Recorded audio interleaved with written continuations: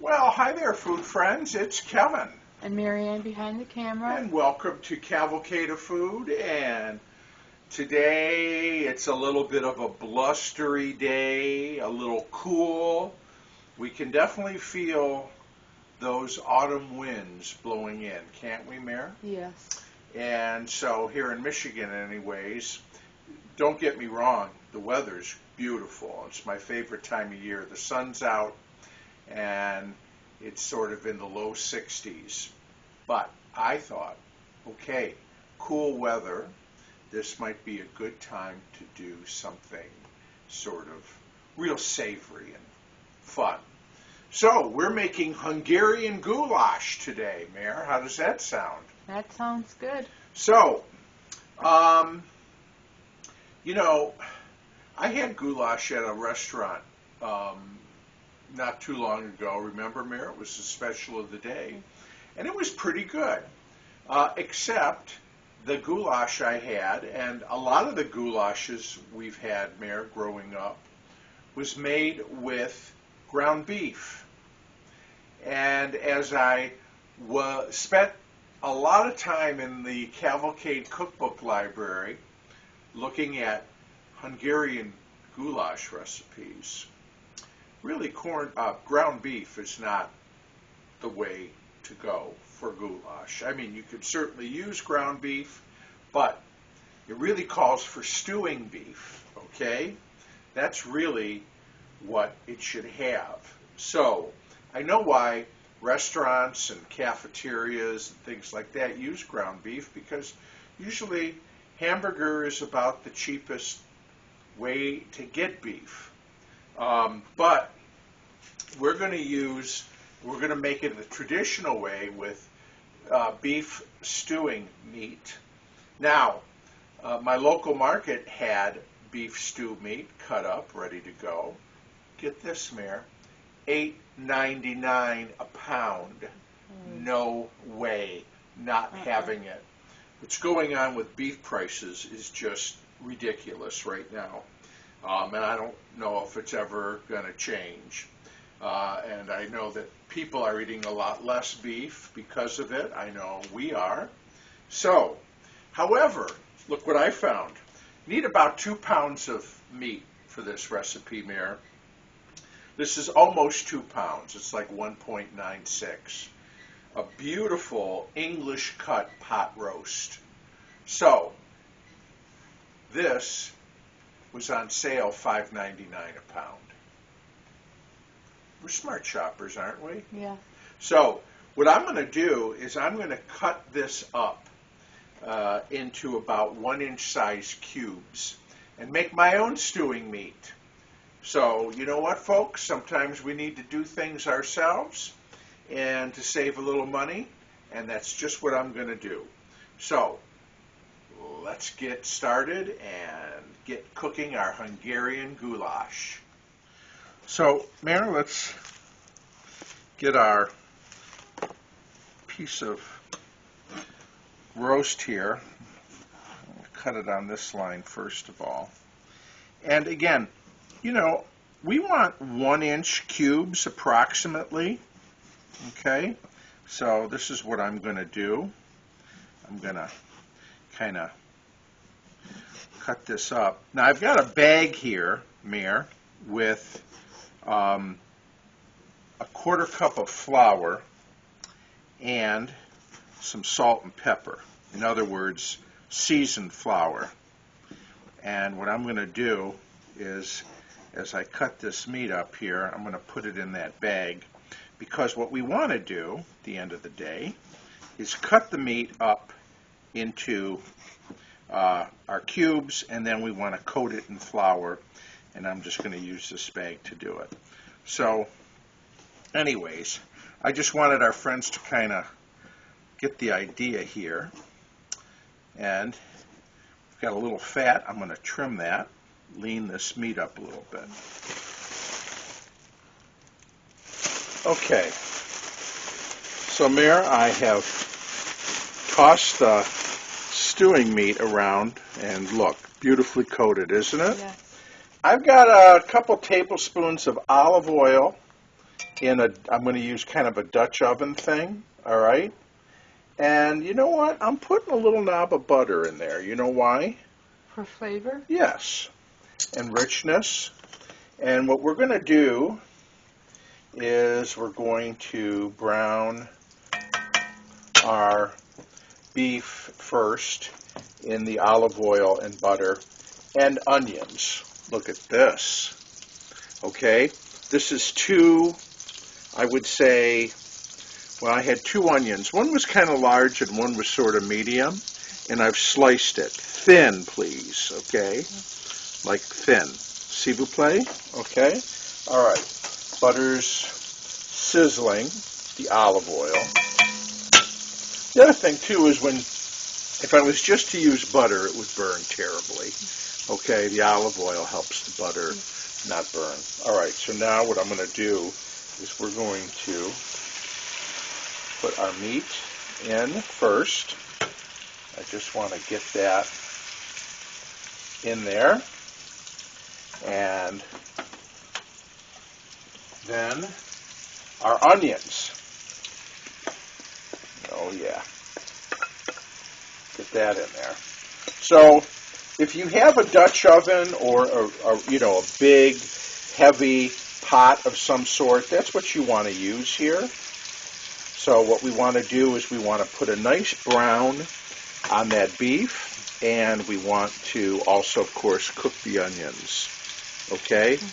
So this is gonna take a while. This is a dish, folks, that you plan to make. Okay, this is not a come home at 5:30 and I'm going to make goulash and we're going to eat at 6:30. It doesn't work like that, okay? Because it does have to cook a long time. Oh, Mira, look, the meat's already browning nicely. See that? Yep. So we're just going to keep on going. I'm going to keep tossing this around and get this all nicely cooked. We are making Hungarian goulash today. So we have been cooking here for almost 15 minutes probably. And look what we got. Got those onions nice and soft. The meat is browned up. Down at the bottom, you've got this wonderful, see that brown on the bottom? That's big flavor there, Toots. All right, so now we're going to add some other ingredients. And we're going to start, this is a Hungarian dish after all. We're going to start with paprika, Hungarian paprika. Now there's a lot of different kinds of paprika there. This is what we would call the sweet or the mild paprika. It also comes hot. You can get it smoked, but that's what this is. Then I've got a teaspoon of salt and a half a teaspoon of thyme. Now you can use thyme, oregano, or marjoram. Well, I didn't have any marjoram, but so I chose to use thyme there. And we're also going to put in some ground pepper.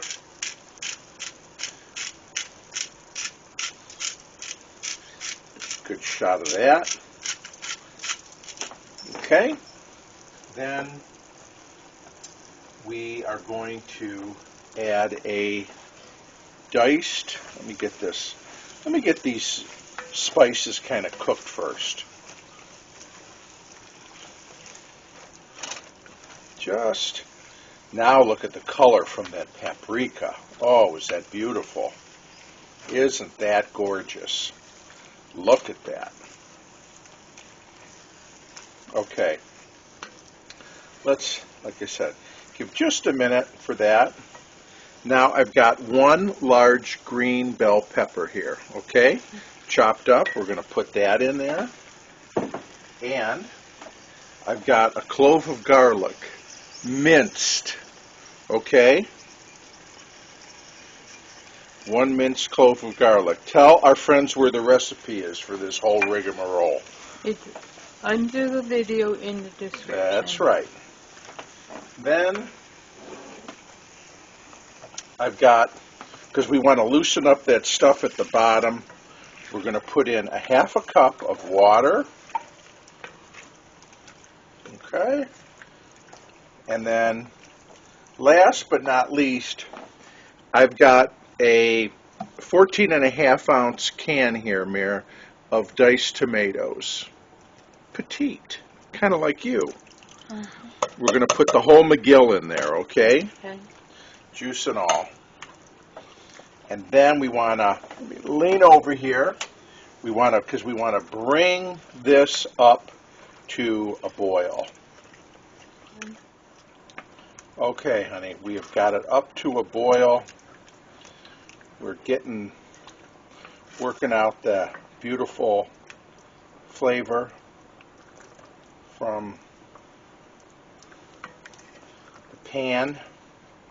Now what I'm going to do, honey, is reduce this to a simmer.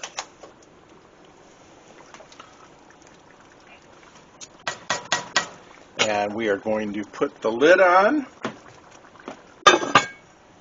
and let it do its thing for the next 2 hours, okay? Okay. So, Mir, we're in the last few minutes of our cooking time with our Hungarian goulash. So we're going to do 2 things. One, I've got some noodles cooking on the stove, okay? So you might want to serve this with either egg noodles or macaroni, or like spretzel would be probably the most authentic. I don't have time to make spretzel as much as I love it. And then we're going to make a slurry here. I've got a 1/2 cup of water and 3 tablespoons of flour. Okay? And I'm going to kind of whisk this together here in the measuring cup. Try to get that dissolved. Okay? Just want to get that flour dissolved in the water, and then we're going to add this to our goulash to thicken up the gravy. Okay? Does it smell good? Look at that. So it's been cooking for 2 hours. Yeah, that's right, 2 hours. We had plenty of other things to do in the meantime, didn't we? Yes. But we really cook on this show, folks, okay? This isn't AI mumbo jumbo. This is the real deal. All right, so do you remember that slurry we made? I'm going to bring the temperature up here, and we're going to stir that slurry into the goulash and then bring it to a boil so that that gravy thickens up, the sauce thickens up a little bit. Okay? We'll bring that up to a boil. Now, again, I made some noodles. You could certainly serve this, again, spretzel, egg noodles. You could even serve it over potatoes, would be nice. Okay? All right.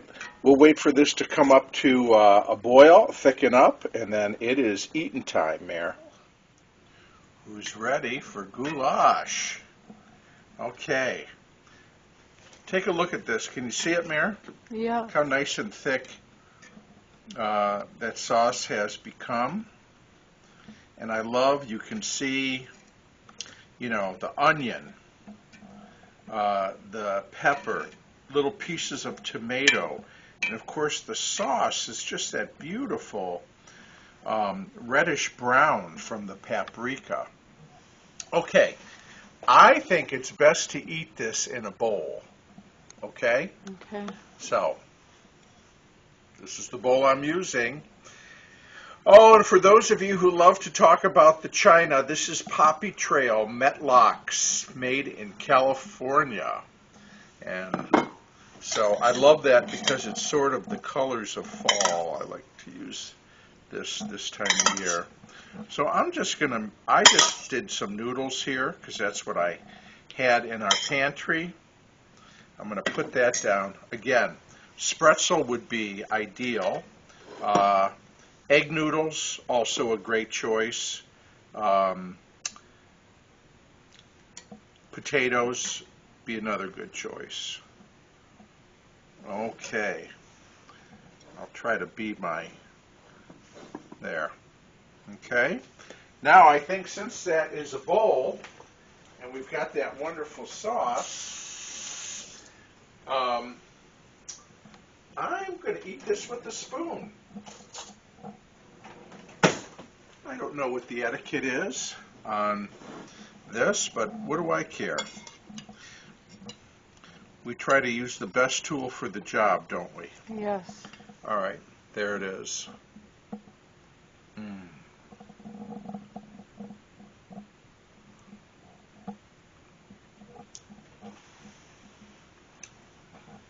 Wow, Mayor, that is so good, so good. There's a reason you need to cook it for 2 hours. You know why? Because you want that meat just like it is here. By the way, I can cut it with my spoon. Absolute tender, that English cut pork roast. Pepper. Wasn't that a beef? Was that a beef? Mm-hmm. You said pork roast. Oh, did I? Yeah. Well, I'm so excited about eating this, I forgot what I was eating. All right, folks. Don't take my word for it. This is good. And, Marianne, I would hazard to guess we have some food friends out there who know their way around a Hungarian kitchen.